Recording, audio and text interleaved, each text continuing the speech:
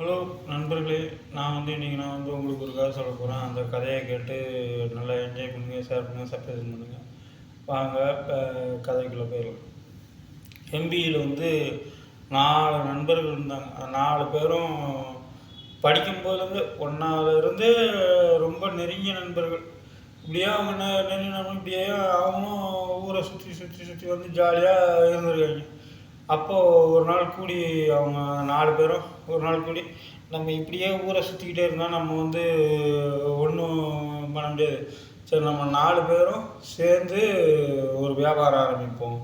அப்போ அவங்க 4 பேரும் ரொம்ப யோசனை பண்ணிவிட்டு, அப்போ சரி நம்ம பருத்தி வியாபாரம் ஆரம்பிப்போம் அப்படின்ட்டு.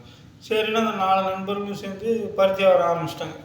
பருத்தி வியாபாரம் ஆரம்பிச்சிட்டோன்னா பருத்தி வியாபாரம் ஆரம்பித்து இருந்தால், ஆனால் அங்கே இருந்த எலிங்க அந்த மூட்டைகள்லாம் குதறி பருத்தியை வீணாக்கிடுச்சு. உடனே இவங்க 4 பேரும் சேர்ந்து யோசனை பண்ணி போய் ஒரு பூனை ஒன்று வாங்கிட்டு வந்தாங்க. பூனை ஒன்று வாங்கிட்டு வந்து அந்த பூனைக்கு நல்லா பால் ஊற்றி எல்லாம் வளர்த்துட்டு இருக்கும்போது உடனே அவங்க இந்த பூனைக்கு காலில் சலங்கையை போட்டு விட்டா ரொம்ப நல்லாயிருக்கும் அப்படின்னு யோசனை பண்ணியிருக்காங்க. சரின்னு ஆளுக்கு ஒரு கால்லையும் ஒரு சலங்கையை கட்டி விட்டு, அதுவும் அந்த சலங்கையோட எலியை பிடிக்கிறது, பெருச்சாலி பிடிக்கிறது, இப்படியே வேட்டையாடுறது இவங்க சந்தோஷமாக பார்த்து ஆஹா அப்படின்னு ஜாலியாக இருந்தது. இப்படியே இருக்கும்போது ஒரு நாள் ஒரு எலியை பிடிக்க போகும்போது கீழே விழுந்து ஒரு கால் உடஞ்சி போச்சு. ஒரு கால் உடஞ்ச உடனே அவங்களும் அந்த ஒரு காலுக்கு மருந்து போட்டு துணியை சுற்றி கட்டி விட்டுருக்காங்க.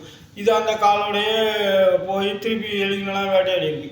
எலிங்க வேட்டையாடிட்டே இருக்கும்போது அந்த கட்டு அவுந்து போச்சு. கட்டு அவுந்த உடனே அந்த கட்டோடய போகும்போது விளக்கு மேலே பட்டு அந்த கட்டு துணியில் நெருப்பு பிடிச்சோன்னா அந்த நெருப்பு காலோட அப்படியே அது பிடிக்கும்போது அப்படியே பஞ்சு மூட்டையில் அந்த நெருப்பு கால் பட்டு பஞ்சு மூட்டைலாம் எரிஞ்சு போச்சான்.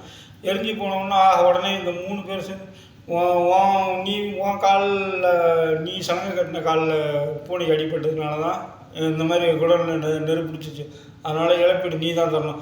ஐயோ, நான் எப்படி தருவேன்? அதெல்லாம் இல்லை, நீ தான் தரணும். நீ சலங்கை கட்டின காலில் உள்ள துணி பட்டு தான் அதில் நெருப்பு பிடிச்சி தான் பஞ்சு.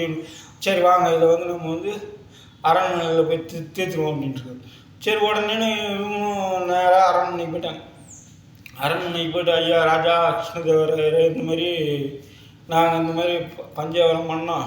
அப்போ இந்த பூனையில் இவன் சலங்கை கட்டின காலில் உள்ள இது நெருப்பட்டு தான் பஞ்சு குடோனே எரிஞ்சு போச்சு.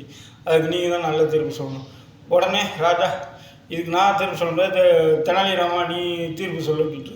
சரி, உடனே தெனாலிராமனும் உடனே யோசனை பண்ணிட்டு அந்த பஞ்சு குடோனில் தீ பிடிச்சதுக்கு காரணம் அந்த நல்லா இருந்த 3 காலும் தான்.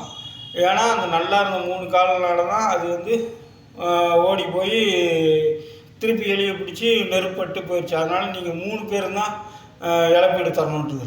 உடனே இவங்க 3 பேருக்கும் ஆஹா நம்ம செய்துட்டோம் தெரிஞ்சு போச்சுன்ட்டு உடனே சரின்ட்டு ராஜா கிட்ட மன்னிப்பு கேட்டு போயிட்டாங்க.